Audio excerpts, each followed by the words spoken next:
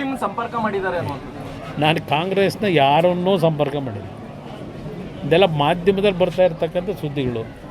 ನಾನು ಯಾವುದೇ ಕಾಂಗ್ರೆಸ್ ನಾಯಕರನ್ನ ಭೇಟಿ ಮಾಡ್ತಕ್ಕಂಥದ್ದಕ್ಕೆ ಹೋಗಿಲ್ಲ. ನಾನು ಏನು ಸಲಹೆ ಕೊಡಲಿ? ಈಗ ಅವರೇ ತುಮಕೂರಿನಲ್ಲಿ ಭಾಷಣ ಮಾಡಿದ್ರು. ಕುಮಾರಸ್ವಾಮಿ 2 ಬಾರಿ ಮುಖ್ಯಮಂತ್ರಿಯಾಗಿ ಏನು ಕಿತ್ತಾಕಿದ್ದಾರೆ ಅಂತ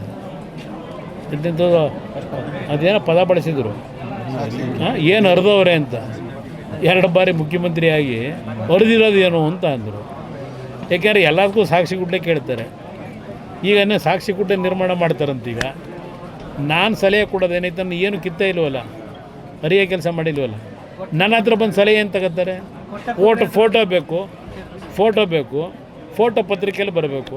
ನಾನು ನೋಡಿ ಯಾವ ಥರ ಹೋಗಿದ್ದೇನೆ ಅಂತ ಹೇಳ್ಕೋಬೇಕು. ಒಂದು ಗಾದೆ ಮಾತಿದೆ, ಹಿರಿಕರು ನಮ್ಮ ಪೂರ್ವಿಕರು ಒಂದು ಗಾದೆ ಮಾತಿಟ್ಟಿದ್ದಾರೆ, ಅತಿ ವಿನಯಂ ಧೂರ್ತ ಲಕ್ಷಣಂ ಅಂತ.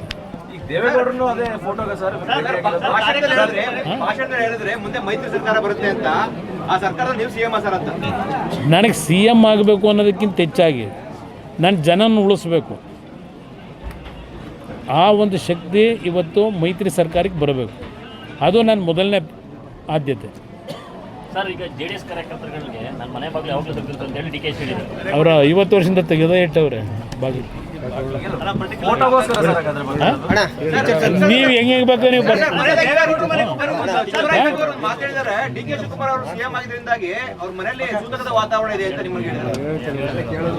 ಜನ ತೀರ್ಮಾನ ಮಾಡ್ಕೊತಾರೆ, ಅದ್ರ ಬಗ್ಗೆ ಎಲ್ಲ.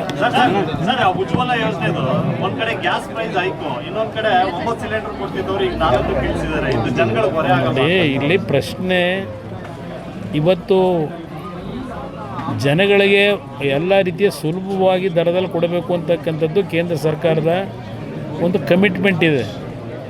ಆದರೆ ಇವತ್ತು ಕೊಲ್ಲಿ ರಾಷ್ಟ್ರಗಳಲ್ಲಿ ಯುದ್ಧ ಏನು ನಡೀತಾ ಇದೆ, ಈಗಾಗಲೇ ಮತ್ತೆ ನೆನ್ನೆಯಿಂದ ಪ್ರಾರಂಭ ಆಗಿದೆ.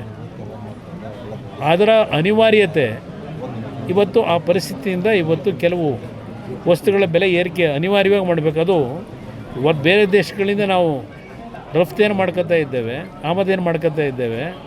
ಇವತ್ತು ಬೆಲೆ ಎಲ್ಲದೂ ಜಾಸ್ತಿ ಆಗ್ತಿದೆ. ಹಲವಾರು ದೇಶಗಳಲ್ಲಿ ಇವತ್ತಿಂಥ ಒಂದು ಪರಿಸ್ಥಿತಿ ಆ ಯುದ್ಧದಿಂದ ಪ್ರಾರಂಭ ಆಗಿದೆ. ಇವತ್ತು ಕಾಂಗ್ರೆಸ್ನವ್ರು ಇದ್ದಿದ್ರೆ ಏನು ಮಾಡ್ತಿದ್ರು? ಟೀಕೆ ಮಾಡೋರು. ಇವರಿದ್ರೆ ಏನು ಮಾಡಿದ್ರು? ಈಗ ಈ ಸರ್ಕಾರ ಕಳೆದ 3 ವರ್ಷದಲ್ಲಿ ಯಾವ್ಯಾವುದಕ್ಕೆ ಎಷ್ಟೆಷ್ಟು ಬೆಲೆ ಏರಿಕೆ ಮಾಡ್ಕೊಂಬಂದ್ರೆ ಯಾಕೆ ಏರಿಸಿದ್ರು ಬೆಲೆ? ಏನು ಮಾಡಿರೋ ಸರ್ಕಾರ? ಅವ್ರಿಗೆ ಯಾವ ನೈತಿಕತೆ ಇದೆ ಹೇಳೋದಕ್ಕೆ?